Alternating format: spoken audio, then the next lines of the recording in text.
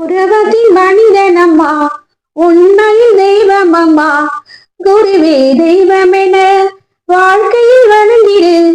ஆரம்பத்தில் அம்மா நமக்கு அல்வா கொடுத்து சாக்லேட் கொடுத்தும் தம் பக்கம் இருக்கிறார். அவன் தம் பக்கம் வந்த பிறகு அவனின் பழைய ஊழினை கழிக்க வேண்டி அவனுக்கு சில கஷ்டங்களை கொடுக்கின்றாள். அவனை தாக்கு பிடிக்க முடியாமல் அவனவனும் ஓடி போய் விடுகிறான். அப்படி ஓடி போகிறவனுக்கும் ஒரு சந்தர்ப்பம் தந்தே அம்மா மீண்டும் சில உண்மைகளை புரிய வைத்து தம் பக்கம் இருக்கிறாள். அதற்கும் மசியாதவனை அவன் போக்கிலே விட்டு விடுகிறாள். இதுதான் நம் பங்காரு அம்மா ஆன்மீக மலத்தில் வருகின்ற விதம்.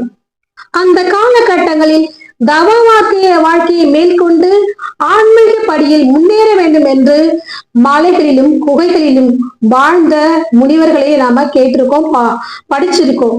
ஆனா அம்மா வாழ்ந்த காலகட்டங்களிலே அது மாதிரி எல்லாத்தையும் உதறி தள்ளிட்டு சன்னியாசியா வாழ போனவரின் ஒரு வாழ்க்கை வரலாற்று தான். அதை அம்மா எவ்வாறு தடுத்தாட்கொண்டங்கிறத பத்தி தான் அந்த கதையில நம்ம பார்க்க போறோம்.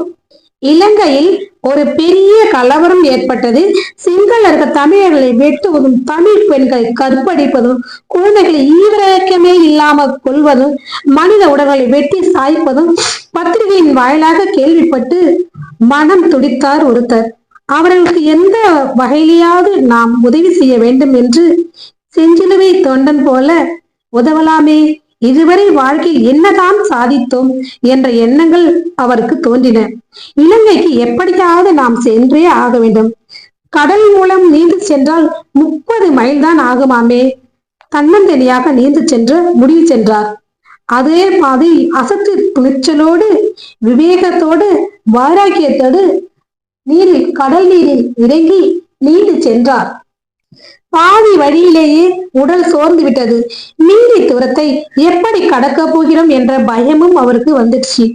தண்ணியில மூடுவதும், மேலே வருவதும், வாந்தி எடுப்பதும், இதே மாதிரி தண்ணியில அவர் மாறி மாறி செஞ்சிட்டு இருக்காரு. மரணத்தின் விளிம்பிற்கே நாம வந்து விட்டோம் என்ற உணர்வு அவருக்கு, பயமும் அவருக்கு வந்துடுச்சு. அப்போதுதான் அம்மாவை பற்றிய நினைப்பு வந்தது அவருக்கு. அம்மா, ஏதோ ஒரு அசத்து துணிச்சலில் வந்துவிட்டு நான் சாவதற்கு கூட பயப்படவில்லை. வாழ்க்கையில் பிறந்தேன், ஆனா எதையுமே சாதிக்காமே இறந்து விடுவேனே என்றுதான் மனம் கஷ்டப்படுகிறது. யாருமே இல்லாத அனாதையாக இந்த கடலில் சாக போகிறேன் என்று எண்ணி அம்மாவை எண்ணி மருகினார். அப்போது அவர் கையில் அம்மாவின் உருவம் பொறித்த செப்பு காப்பு ஒன்றை கட்டி கண்டிருந்தார். அதை பார்த்து எப்படி அந்த தெம்பு வந்ததோ அவருக்கு தெரியலை. பல நாள் யோகம் படுகிறால் தண்ணீரில் மிதக்கலாம் என்று கருதி 1/2 மணி நேரம் உடலில் தண்ணீரை கிடத்தியபடியே தண்ணீரிலே ஒரே இடத்தில் கிடந்தார். அந்த சமயத்தில் அந்த வழியாக படகில் வந்த தமிழக மீனவர்கள் யாரோ ஒருவர் மிதப்பதை பார்த்து விரைந்து படகை செலுத்தியபடி அருகே வந்தனர். கை கொடுத்து தம் படகில் அவரை ஏற்றி கொண்டு வந்து கரை சேர்த்தனர். அவரை கண்டபடி திட்டி, படித்த நீ இப்படி ஒரு முட்டாள்தனமான காரியத்தில் இறங்கலாமா என்று கண்டித்து, நீ ஒருவனாக போய் இலங்கை தமிழர்களுக்கு எந்த வகையில் உன்னால் உதவ முடியும் என்று கூறி, இனி இப்படி அசத்து துணிச்சலில் இறங்கி விடாதே என புத்தி சொல்லி அவரை வீட்டிற்கு அனுப்பி வைத்தனர். அதன் பின்னர் அன்னையிடம் அல்வாக்கி கேட்க வந்தார். அன்னை சொன்னால், எப்படிப்பட்ட முட்டாள்தனமான காரியத்தில் இறங்கினாய் மகனே, பைத்தியக்காரா! இலங்கை கொந்தளிப்பு அடங்க வேண்டும் என்று தியானம் செய்திருந்தால் கூட அதனால் ஓரளவு பலன் கிடைத்திருக்குமே. இறந்த ஆன்மாக்கள் சாந்தி அடைய தியானம் இருந்திருக்கலாமே. அதை விட்டுவிட்டு தன்னந்தனியாக பைத்தியக்காரத்தனமாக போனாய மகனே என்று அம்மா அவரை பார்த்து கடிந்து கொண்டாள். இந்த சம்பவத்திற்கு பிறகுதான் அன்னை ஒரு நாளை குறிப்பிட்டு அனைத்து வார வழிபாட்டு மன்றங்களிலும் இலங்கை தீவில் கலவரம் தணிய வேண்டும் என்பதற்காகவும், இறந்து போன ஆன்மாக்கள் சாந்தி அடைய வேண்டும் என்பதற்காகவும் அனைவரையும் தியானம் இருக்க சொன்னாள். அவ்வாறே அனைத்து மன்றங்களிலும் கடைபிடிக்கப்பட்டது. அன்னை அவை பார்த்து சொன்னால், மகனே, நீ விரும்பியபடி எல்லாம் தருவேன், இங்கே தொண்டு செய். ஆனால் ஒன்று, நீ என்ன செய்தாலும் செருப்படியும் அவ சொல்லும் தான் உனக்கு பரிசாக கிடைக்கும், தளரக்கூடாது. அவைதான் உன் ஆன்ம வளர்ச்சிக்கு துணை செய்யும் என சொல்லி அவனை அனுப்பினாள். அதன் பிறகு அன்னையிடம் முழுமையாக தஞ்சமடைந்தான். தியானத்திலும் ஆன்மாவின் அம்மாவின் ஆன்மீக தொண்டிலும் தீவிரமாக ஈடுபட்டார். அவருக்கு பல இறை அனுபவங்களை அன்னை வழங்கினார். ஆயினும் இவரின் எதிர்பார்ப்பு நிறைவேறவில்லை. ஒரு கட்டத்தில் அம்மாவும் அடிகளாரும் தன்னை கைவிட்டு விட்டார்களே என்ற கவலையில் இருவரையும் நொந்து கொண்டு சன்னியாசி ஆகிவிட தீர்மானித்தார். அவரது மனப்போராட்டத்தையும் அவர் உணர்வையும் அவர் வாயாலேயே கேட்போம். சரி, அம்மாவின் தொண்டன் என்று கூறிக்கொள்ளும் தகுதி எனக்கு இல்லை என்றாகிவிட்டது. இனி எனக்கு எதுக்கு மன்ற தலைவர் பதவி என வேறொரு தலைவரை ஏமன செய்தேன். இனி நமக்கு உலக வாழ்க்கை, தொழில், சுகம் என்றெண்ணி அனைத்தையும் விட்டுவிட முடிவு செய்தேன். அப்போதுதான் அன்னையின் மேல்மருத்துவ ஆலயத்திலிருந்து ஒரு கடிதம் வந்தது. அதில் அபிடேகத்திற்கு ஏற்கனவே பதிவு செய்து உள்ளீர்கள். அந்த அபிடேகம் வர வியாழக்கிழமை என்று வர உள்ளது. தாங்கள் வந்து கலந்து கொள்ளவும் என அதில் எழுதியிருந்தது. அபிடேகத்திற்கு போகலாமா வேண்டாமா என என் மனம் உறுதியாக ஊசலாடியது. இறுதியாக ஒரு முடிவுக்கு வந்தேன். அதாவது இங்கிருந்து நேரே மருவத்தூர் சென்று அபிடேகத்தில் கலந்து கொள்வோம். வியாழக்கிழமை என்பதால் அருள்வாக்கு இருக்காது. அருள்வாக்கு நமக்கு வேண்டாம். அடிகளார் தரிசனமும் வேண்டாம். அடிகளார் முகத்தை பார்த்தால் நம் முடிவில் ஏதேனும் மாற்றம் ஏற்படலாம். மருவத்தூர் சென்று அபிடேக பிரசாதம் பெற்றுக்கொண்டு பிறகு மீண்டும் ஊர் வரக்கூடாது. எங்கேயாவது கண்காணாத இடத்துக்கு நாம சென்றுடணும். மீதம் உள்ள நாட்களில் ஆன்ம விசாரத்தில் கழிக்க வேண்டியதுதான் அப்படிங்கிற திட்டம் போட்டேன். இது நன்கு நான் முடிவு செய்து யோசித்து எடுத்தது முடிவு என்பதால் முன்கூட்டியே உலக பந்தங்களிலிருந்தும் அலுவலிருந்தும் பிரச்சனையிருந்தும் என்னை நானே விடுவித்துக் கொண்டேன். இன்று வரை நைட்டிக பிரம்மச்சரியம் விரதம் கடைபிடித்து வருவதனால் இந்தியாவில் பல ஆசிரமங்களில் பரிச்சயமும் போனால் உடனே சேர்த்து கொள்ளும்படியான அனுமதியும் ஏற்கனவே என்னிடம் கைவசம் தயாராக இருந்தன. அடிகளாரின் ஆன்ம சக்தியை அனுபவம் மூலமாகவே உணர்ந்து வணங்கி வந்ததனால் 8 ஆண்டுகளாக ஆன்மீக நாட்டம் வேண்டி ஊரை விட்டு ஓடும் எண்ணம் மறைந்திருந்தது. இன்றுதான் அடிகளாரும் அன்னையும் நம்மை கைவிட்டு விட்டார்களே என எண்ணியதான் இந்த முடிவிற்கு துணிந்தேன். மருவத்தூர் வந்தேன். அபிடேகத்தில் கலந்து கொண்டேன். இது கடைசி முறை என்று கருதியதால் அமைதியாக கண்டு அவளிடம் விடை பெற்றேன். அத்வைத மார்க்கத்தில் நம்பிக்கை வைத்திருந்த நான் இறுதியாக ஒரு குறிப்பிட்ட மடத்தில் சேர முடிவெடுத்து அங்கே சென்றேன். அங்கே சேர்வதற்கு ஏற்கனவே ஒரு முறை முயன்ற போது அவர்கள் இங்கு புதிதாக நாங்கள் யாரையும் சேர்த்துக் கொள்வதில்லை. ஆயினும் நீங்கள் எப்பொழுது வேண்டுமானாலும் இங்கு வந்து தங்கிவிட்டு செல்லலாம், அனுமதிக்கிறோம் என்று கூறியிருந்தார்கள். இந்த முறை சென்ற போது அதே பதிலையும் அவர்கள் கூறினார்கள். விதி யாரை விட்டது? நம் வினைதான் விடுமா என்று யோசித்தபடி வந்தபோது ஒரு பெரியவர் என்னிடம் வந்து, தம்பி, உங்களுடைய ஆன்மீக தாகம் எனக்கு புரிகிறது. இது இங்கு சமாதியாக வாழ்ந்து கொண்டிருக்கும் இம்மகானின் நேரடி சீடர்களில் ஒருவர் இன்னமும் இருக்கின்றார். தாங்கள் அவரிடம் சென்றால் ஆவணம் செய்வார் என கூறினார். நானும் அவரை பார்க்க சென்றேன். எனக்கு ஒன்றுமே பேச தோன்றவில்லை.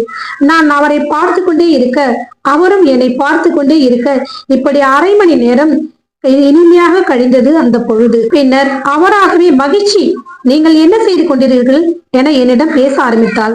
நான் அதுவரை கடைபிடித்து வந்த யோகத்தை பற்றி பேச ஆரம்பிக்கவே அந்த யோகம் அவருடைய குருபிரான் அவர்களுக்கு பொருந்தியதால் பேச்சு நெடுநேரம் தொடர்ந்தது. இறுதியாக அவர், தம்பி, இங்கு இந்த மடத்தில் யாரையும் சேர்த்து கொள்ள மாட்டார்கள். ஆயினும் உங்களுக்காக நான் ஒன்று செய்ய முடியும். எங்களுடைய பகவான் அவர்கள் நினைத்தால் முக்தி தரும் தலமான இத்தலத்தில் உள்ள மலையின் மேல் பல குகைகளில் தவம் செய்திருக்கிறார்கள். அவர்கள் பலகாலம் தங்கியிருந்த குகையில் 2. அவற்றில் உங்களுக்கு எது பிடித்திருக்கிறதோ அதில் சென்று நீங்கள் மலை மேலே தங்கிக் கொள்ளலாம். அங்கே தங்கி உங்கள் தவத்தை தொடருங்கள். ஆன்மீக சாதகருக்கு பசி என்று ஒன்று இருந்தே தீரும். அதை தவிர்க்க இயலாது. வேணுமென்றால் ஒரு வேளை உணவாவது நீங்கள் உண்ண வேண்டும். அப்படி நீங்க யாரிடமாவது கையேந்தி உணவுக்கு எடுத்துக்கொண்டால் அவர்கள் நல்லவர்களாக இருந்தாக உங்கள் தவ வலிமை பெறும். அவர்கள் கெட்ட எண்ணம் பிடித்தவர்களாக இருந்து அவர்களிடம் நீங்கள் உணவை வாங்கி சாப்பிட்டால் உங்க தவ வலிமைக்கு இடையூறு ஏற்படும். போக நெறியில் நிற்பவர்கள், ஞான நெறியில் முயல்பவர்கள் கண்ட இடங்களில் உணவு உண்ணக்கூடாது. எவரிடம் போய் உண்கின்றாயோ அவர்களின் எண்ணம் நம்மை பாதிக்கும். வேண்டுமென்றால் முதலில் 48 நாட்களுக்கு நாம் ஒருவர் மூலமா உணவு உட்கொள்ள ஏற்பாடு செய்கிறேன். பின்னல் உங்களின் நடவடிக்கை பார்த்து வாழ்நாள் முழுவதும் உங்களின் உணவுக்கு ஆசிரமமே பொறுப்பை ஏற்றுக்கொள்ளும் என்று கூறினார். அந்த பெரியவர் தம்முடைய குருநாதரை பற்றி பேசும் போதெல்லாம் எனக்கு நம்ம ஆன்மீக குரு அடிகளாரின் இனிய முகம்தான் நினைவுக்கு வந்தது. மருவத்தூரை விட்டு வந்து 4 நாட்களாகிட்டன. நாளை செவ்வாய்க்கிழமை. எனவே இரவோடு இரவாக மருவத்தூர் சென்று அன்னையிடம் மானசீக ஆசை பெற்றுக்கொண்டு நமது குருநாதர் அடிகளாரின் அன்பு முகத்தை எட்ட நின்று தரிசனம் செய்துவிட்டு நாளையே இங்கு வந்து திரும்பி குகைக்கு வந்துவிட வேண்டும் என எண்ணி நான் வந்த வேளை அம்மா ஆனந்த பொங்கும் அலங்காரியாக கருவறையில் மின்னிக் கொண்டிருந்தாள். இது கடைசி முறையல்லவா? உலக பந்தங்களை விட்டு எல்லாவற்றையும் உதறி தள்ளிவிட்டு புதிய பாதையை தேர்ந்தெடுத்து கொண்டு நாளை முதல் தவ வாழ்க்கை தொடங்க போகிறேன் என்றெண்ணி அம்மாவை ரசித்து பார்த்தேன். எனது வாசமெல்லாம் நாளை முதல் அந்த மலைக்குகையில் அல்லவா? எனவே எப்படியோ அன்னையை வணங்கினேன். பலமுறை அன்னையை வணங்கி கொண்டிருக்கும் நேரத்தில் அடிகளாரும் வந்து விட்டார்கள். நான் கலைவில் நின்றபடி தரிசனம் செய்தேன். அடிகளார் உள்ளே சென்றதும் கோயில் தொண்டில் ஈடுபட ஆரம்பித்தேன். எல்லாமே கடைசி அல்லவா அப்படின்னு கோயிலில் தொண்டு செய்தேன். சக்தி நகருங்க என்ற ஒரு குரல் கேட்டவுடன் நிமிர்ந்தேன். அந்த நேரம் மின்னல் அலைகள் என் கண்களை தாக்கின. மின் அலைகளா அவை? இல்லை இல்லை, இன்ப அலைகள். அவள் எங்கிருந்து புறப்பட்டன? அது அடிகளாரின் கண்கள் அல்லவா? ஆம், அடிகளார் என் அருகில் காணப்பட்டார். ஆம், அத்தனையும் ஒரு நொடிகள் என் இதயத்தையும் அடிகளார் இமைத்திருந்து ஒரு மின்னல் பார்வை வீசிவிட்டு புன்னகையோடு மறைந்து சென்று விட்டார்கள். அந்த செவ்வாய்க்கிழமை அபிடேகதாரர்களுக்கு அருள்வாக்கு நாள். வியாழக்கிழமை அபிடேகம் முடிந்து வெள்ளிக்கிழமை என்று இருந்திருந்தால் எனக்கு அருள்வாக்கு கிடைத்திருக்கும். நான் வீம்பாக போய்விட்டேன் அல்லவா? அதனால் என் அபிடேகம் நடந்த பிறகு அருள்வாக்கு இல்லாத காரணத்தினால் ஆலயம் வந்த அன்று சற்றும் நான் எதிர்பாராத வகையில் அபிடேகதாரர்கள் என்ற முறையில் என் பெயரையும் அருள்வாக்கில் குறிப்பிட்டார்கள். ஒரு வகையில் அதிர்ச்சி, மற்றொரு வகையில் மகிழ்ச்சி. அன்னை என்ன சொல்ல போகிறாளோ என்று அதிர்ச்சி. அன்னையிடம் அருள்வாக்கு கிடைக்க இருப்பதால் மகிழ்ச்சி. அன்னையின் முன் அமர்ந்தேன். அன்னை சக்தி, என்னை நாடி வந்துள்ள உனக்கு பணம், பதவி, புகழ், பக்தி, சாசனம், யோகம், ஆன்ம பக்குவம் அனைத்தையும் தருகிறேன். புதிதாக தொழில் அமைத்து உனக்கு கொடுக்கின்றேன். இன்னும் என்ன வேணும் கேள் என்றாள். எனக்கோ ஆத்திரமாக வந்தது. அத்தனை உதவி தள்ளிவிட்டு வேறொரு ஆசிரமத்தில் சேர்ந்து கொண்டு விடைபெற்று வந்தால் இவெல்லாம் கொஞ்சம் கூட கருணையே இல்லாம கல் நெஞ்சக்காரி மாரி எது வேண்டாம் என்று நம்ம உதறி தள்ளி கொண்டு வந்தோமோ அதையெல்லாம் நாம் கொடுக்கின்றேன நம்மிடம் கூறுகிறாளோ, இவள் நம்மிடம் விளையாடுகிறாளா என்று என் மனம் எண்ணி அம்மாவுக்கு கூட என் தாகம் புரியவில்லையே. அம்மா எம்மை பார்த்து என்னதான் செய்கிறாளோ என்று எண்ணி தோன்றியது. போதும் அம்மா, போதும் இந்த பொய் வாழ்க்கை கூறியதுதான் தாமதம். அணுகுண்டு வெடித்தால் போர் ஒரு வேளை அணுகுண்டு வெடித்தால் எப்படி இருக்குமோ அப்படி வெடித்து அம்மா கண்களில் கோபம். அன்னையின் கருணை ஊற்றாக இருக்கும் கனிந்த கண்கள் இரத்தமாக சிவந்தன. அன்னையின் கோபம் என்பார்களே, அது இப்படிதான் இருக்குமோ? அன்னை படபடத்தாள். தன் வலக்கரத்தை தூக்கி தன் மார்பை காட்டியவாறு பேசினாள். வந்தவைகள் வார்த்தைகளா அல்ல வெடிகுண்டுகளா? என்னை ஆச்சரியப்பட வைத்தன. ஏண்டா, என் பிள்ளைகள் எல்லாம் பிச்சை எடுத்து தின்பதற்காகவாடா நான் ஆதிபரை சக்தியாக அவராதம் செய்து வந்தேன் என்று என்னிடம் கேட்டாள். நீ தெருவாக அலைவதற்காகவா நான் பாலகன் அவதாரம் எடுத்து வந்திருக்கிறேன்? பிச்சை எடுத்து சன்னியாசி உண்ணலாமடா, ஆனால் அம்மாவிடம் அந்த என் பிள்ளை உண்ணலாமா? டேய் மகனே, வாழ்க்கையை விட்டு ஓடிக்கோ. ஓடி காடு மலை குகை வசித்து கொண்டு என்னை தேடி அலைந்தது அந்த காலமடா. இங்கு நான் உங்களை தேடி வந்திருக்கிறேனடா. ஒன்று மட்டும் சொல்கிறேன் கேள். நீ பாலகனை கற்றுக்கொள்ளாத முடியாது, எங்குமே நீ உன்னால் கற்றுக்கொள்ள முடியாதா அப்படின்னு அன்னை கூறினார். இங்கேயே நீ சோடை போனால் வேறு எங்கேயும் நீ தேர மாட்டியடா. போ, நீ எங்க வேண்டுமானாலும் போ. அங்கேயும் என் பாலகன் உனக்கு அருள் புரிவான், நானும் துணை நிற்பேன் என்றாள் அன்னை. பிறகு நான் யார், என் நிலை என்ன, என் எதிர்காலம் என்ன என்பனவற்றை எல்லாவற்றையும் தனுவாக அம்மா என்னிடம் எடுத்து கூறினாள். தொழிலில் இருந்து கொண்டு நியாயமான பொருளை அந்த தொழிலின் மூலமா எடுத்து அப்பொருளை ஆன்மீக முன்னேற்றத்துக்கு செலவிடு. உன் வலிமையை நீ இதில் காட்டு. அந்த தவத்தை விட இது பலமானதுடா அப்படி என்றாள் அன்னை. அன்னையின் முகத்தில் அந்த அழகான புன்னகை ஒன்றும் அவள் வாயிலிருந்து மகனே உத்தரவு என்றும் வார்த்தைகள் வெளிவந்தன. உடனே விழுந்து வணங்கி எழுந்து நின்றேன். அன்றைக்கும் இன்றைக்கும் எனக்கு ஏற்பட்டுள்ள மன மாற்றத்தை நினைக்கின்றேன். பிரமிக்கத்தக்க அளவு பெரிதாக தான் உள்ளது. 40,000 பேருக்கு அல்வாக்கு சொல்லிவிட்டு ஆன்மீகத்துக்கு என்று 4 பேர் கூட இல்லையே என்று என் பாலகன் தவிக்கிற தவிப்பு யாருக்கடா தெரியும், யாருக்கடா புரியும்? அவனை யாராவது புரிந்து கொண்டார்களா என்று இந்த தொண்டரிடம்தான் அம்மாள் அடிகளாரின் ஆதங்கத்தை தெரிவித்தாளாம். அம்மாவிடம் வருபவர்கள் பெரும்பாலும் இந்த இயக்கத்தில் பேரும் புகழும் செல்வாக்கும் பெற துடிப்பவர்கள். அம்மாவின் பெயரை வைத்து தம் வியாபாரமும் தொழில் நிறுவனங்களும் பெருக வேண்டும் என்று விரும்புகிறவர்கள். தம் ஆடம்பர வாழ்க்கைக்கு அம்மாவின் தயவு வேண்டும் என்று எதிர்ப்பார்கள். நம்மை தவிர அம்மாவிடம் யாரும் நெருங்கக்கூடாது என்று நினைப்பவர்கள். அம்மா யாரிடமாவது பாசமாக பேசினால் பொறாமையில் புழுங்குவார்கள். எப்படியாவது அவர்களை வெறுப்பேற்றி இந்த இயக்கத்தை விட்டு ஓட வைக்க வேண்டும் என்று நினைப்பவர்கள். இவர்கள் அம்மாவிடம் கொண்ட பக்தி குறி சொல்ல முடியாது என்றாலும் அம்மாவின் எதிர்பார்ப்பு தக்கவாறு இவர்களால் நடந்து கொள்ள முடிவதில்லை. இதுதான் உலகியல் மரபு. இந்த உலக மாயை புரிந்து கொண்டு அதிலிருந்து விடுபட வேண்டி அம்மாவின் அருளை பெற விரும்பி ஆன்ம நாட்டமும் அருள் தாக்கமும் கொண்டவர்தான் அவர். இவரை தவிர அம்மா வைத்த சோதனைகளில் வேறு யாராக இருந்தாலும் அம்மாவின் அடிகளாரின் நம்பிக்கை இழந்து ஓடிப்போய் இருப்பார்கள். இனிமேல் தற்கொலை செய்து கொண்டு முடிந்து போய் விட வேண்டும் என்ற எண்ணியிருப்பார்கள். இவர் லட்சியம் பெரிது, அத்புத வைணம் என்பது சும்மாவா? இவருக்கு தங்கள் மன்ற இடப்பிரச்சனை தொடர்பாக போலீஸ் வழக்கு, நீதிமன்றம் என அலைய வேண்டி இருந்தது. போலீஸ் அதிகாரிகளால் அவமானப்படுத்தப்பட்டார். எந்த செவ்வாடை தொண்டர்களும் அவருக்கு உதவ முன்வரவில்லை. பல சோதனைகளை இவர் அனுபவித்தார். பலர் இவரை பார்த்து கேட்பார்கள், அவமானங்களுக்கும் பழிச்சொற்களுக்கும் பிறகும் இந்த அம்மாவின் மேல் உங்களுக்கு எப்படி நம்பிக்கை இழக்காமல் இருக்க முடிகிறது என்று அவரை கேட்பார்கள்.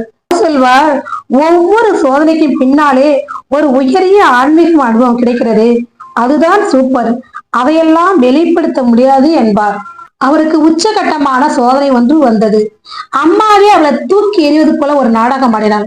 அவரை சுற்றி இருந்த நண்பர்கள் அவரை கைநெகிழ்ந்து விட்டார்கள். அம்மா இவரை ஒதுக்கிடுச்சு என்று சில பேர் இவர் எதிரிலேயே பேசினார்கள். அவரது மூலபலம் என்றிருந்த ஒவ்வொன்றையும் அன்னை நொறுக்கி அடித்தாள். அவரது ஒவ்வொரு சிறகையும் வெட்டி எடுத்தாள். கடைசியில் அவருக்கென்று இருந்த தொழிலையும் கை வைத்தாள். இந்த அவதார காலத்தில் அம்மா தன் பக்தனையோ தொண்டனையோ சாப்பாட்டுக்கு கஷ்டம் என்று எவரையும் வைத்ததில்லை. ஆனாலும் எவனையும் பசியில் துடிக்க வைத்ததில்லை. சோற்றுக்கு வழி வைத்துவிட்டே சோதனை வைப்பாள். அப்படிதான் தன் பக்தர்களே அன்னை அடிப்பாள். அந்த தொண்டர் விஷயத்தில் அதையும் அன்னை தாண்டி விட்டாள். அதிக சோதனை வைத்தாள். பிழைப்பிலேயே கை வைத்தாள். அம்மா அவருக்கு வைத்த சோதனைகள் என்று தெய்வங்களே கூட பரிதாபப்பட்டன. ஒரு நாள் அவர் தியானத்தில் விநாயகர் தோன்றி, மகனே, நீ இவ்வளவு சிரமப்படுகிறாயே, நான் ஒரு மந்திரம் சொல்கிறேன், அந்த மந்திரத்தை சொல்லடா, உனக்கு பொருளாதாரம் கிடைக்கும் அப்படி என்று கூறினாராம். அப்போது அவர் சொன்னாராம், இதையெல்லாம் எனக்கு வேண்டாம் என்று அமைதியாக விட்டு விட்டாராம். அம்மாவிடம் அருள்வாக்கு கேட்க ஒரு நாள் வந்தார். உன் பக்தி குறைந்து விட்டதடா மகனே என்றாளா அன்னை. ஏன் அம்மா இப்படி சொல்கிறாய் என்று இவர் கேட்கும் போது, அவர் அன்று சொன்ன மந்திரத்தை நீ மனதில் இன்று வரை நினைக்கின்றாய் அல்லவா அப்படி என்று அன்னை கேட்டாளா. என்றால் அந்த மந்திரத்தை நீ மனதுல வாங்கிக்கிட்டல்ல அப்படின்னு அம்மா கேட்டார். சிலர் அம்மாவை கேட்பதுண்டு, இப்படி எல்லாம் உங்களை போட்டு அம்மா வறுத்து எடுக்கிறாளே, அம்மாவிடம் உங்களுக்கு சலிப்போ வரவில்லையே என்று கேட்பார்களாம். அதுக்கு அவர் சொல்லும் பதில், கசப்பான ஒவ்வொரு சோதனைக்கு பிறகு நமக்கு பாடமும் படிப்பினையும் அனுபவம் கிடைக்கிறதே, நம் ஆன்மீக வளர்ச்சிக்கு இவையெல்லாம் தேவையாக இருக்கிறது சார் என்று அழகாக சொல்வாராம். அவர் சொல்வதுண்டு, உடம்பிற்கும் மனதிற்கும் சோதனை வருகிறது, வயிற்றில் அடிகிறாள் என்று தெரிகிறது, அதன் பிறகே உள்ளத்தில் இன்ப பாசம் சொட்டுகிறது. இந்த சோதனைகளுக்கு பிறகு வருகிற அனுபவம் தான் சார் அப்படி என்பாராம். அம்மா பரம்பொருள், அது என்ன சொன்னாலும் எப்படி சொன்னாலும் அதை கேட்டுக்கொண்டு சும்மாக நிற்க வேண்டாம். அது பற்றி உடன்பாட்டு சிந்தனையோ எதிர்மறையோ சிந்தனையோ நமக்கு எழக்கூடாது. அப்படி என்று ஆன்ம பரிபக்கத்தை அவர் காட்டுவாராம். அம்மா வயிற்றில் அடித்த பிறகும், அம்மாவிடம் அவர் கேள்வி கேட்ட பிறகும் அவரை பார்த்து அம்மா கூறினாலாம், அவர் வயிற்றை தொட்டு காட்ட, தாயே என்னை இன்று அடிக்காயே, அப்போது கூட நான் உன் மீது வைத்திருக்க நம்பிக்கை இழக்கவில்லையே அப்படி என்று கேட்டாராம். ஆம், அம்மா வாழ்ந்த காலகட்டங்களில் அம்மா மீது வைத்த தளராத பக்தி வைக்க ஆன்மாக்களில் இவரும் ஒன்று உண்டு.